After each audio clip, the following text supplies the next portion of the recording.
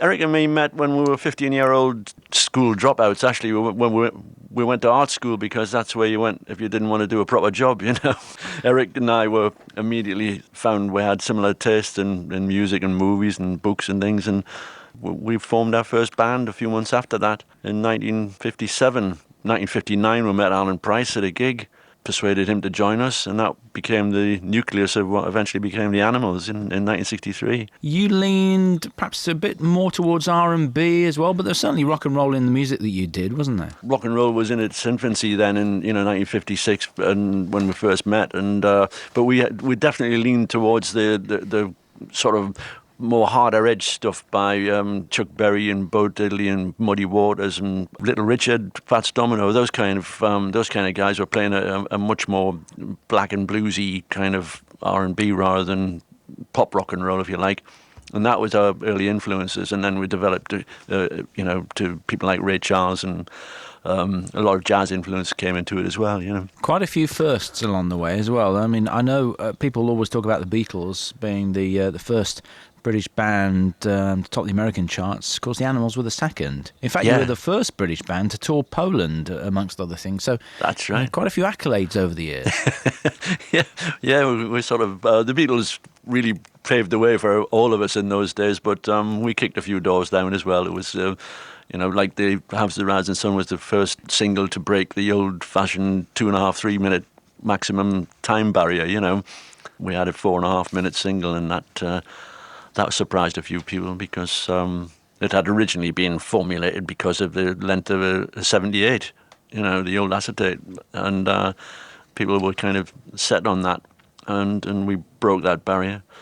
It was interesting times because there's a lot of things to overturn. What was it like for you? Because we've seen the hysteria, which had been, unheard of really, pre-Beatles, pre-60s.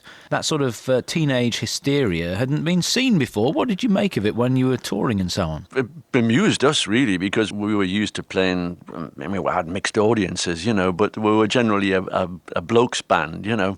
It wasn't until we got to like America and Japan where we had like, thousands of screaming teenage girls. You know, that was kind of a culture shock to us then. We weren't expecting that at all, because the music we always had. Well, I always say it was kind of grown-up music because it's got a dark edge to it. You know, things like "We Got to Get Out of This Place" and "It's My Life" are on poppy songs. You know, and here we were playing to 14 and 15-year-old teeny boppers, and it was quite a surprise, but it was fun.